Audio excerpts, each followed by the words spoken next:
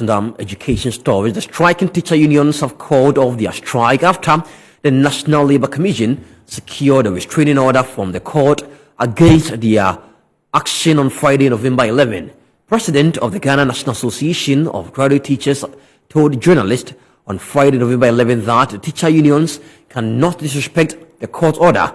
The NLC dragged NAGRAT, the Ghana National Association of Teachers, and Coalition of Concerned Teachers to court for failing to heed its order to return to the classrooms while their discussions with the government on the cause of their industrial action go on. On Monday, November 7, the leadership of the unions asked their members to continue staying at home because their meeting with the government ended inconclusively.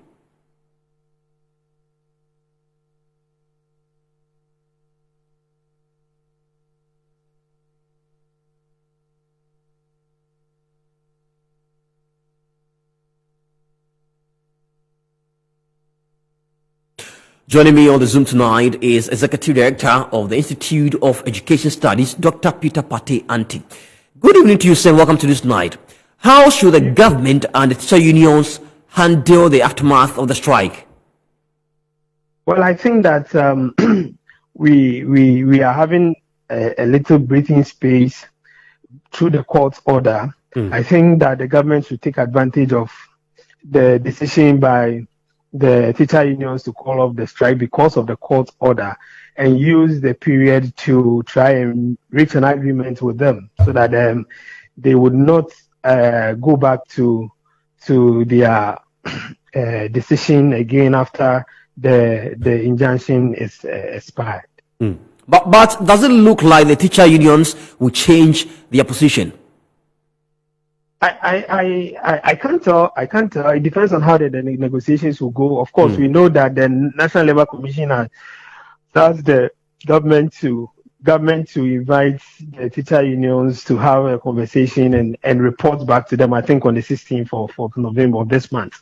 So I'm just hoping that cool heads will prevail and specific concessions will be made, so that by the time that they report whatever agreement that they make by 16th November, we will have a finality to this particular challenge. I have said on several platforms that we don't have to sacrifice the entire Ghanaian students because of this difficulty. I think that there is a way that leadership should be able to resolve this issue without resorting to the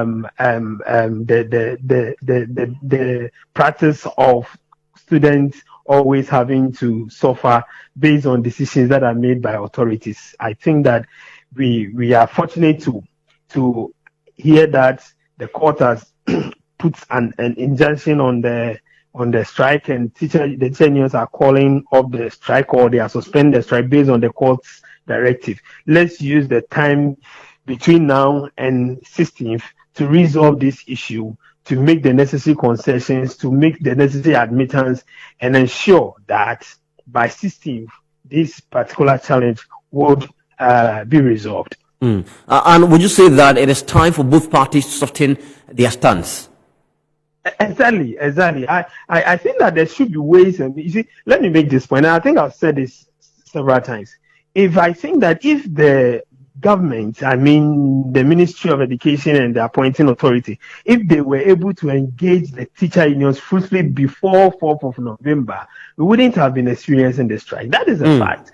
So now that there is a breathing space for them, I think that they should make the necessary concessions. I think that the right things that they need to do to ensure that we don't go back to this strike issue is done already. You might have heard that CLOSAC is also raising its boots to join the teacher unions, and if it happens that the civil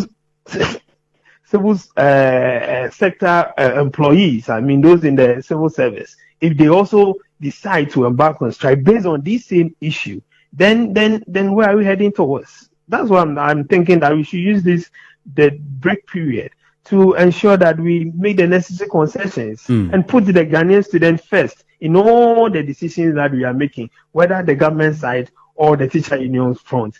We should put the students first And at the end of the day, I think that by 16th of this month, we should have a concrete direction as to where we're going with this. And we don't want to hear that the teachers are going back All right. on this again. Yeah. All right. Thank you, Peter Party, for coming with us here tonight on the news. And Dr. Peter Party is the Executive Director of the Institute of Education Studies here in Ghana.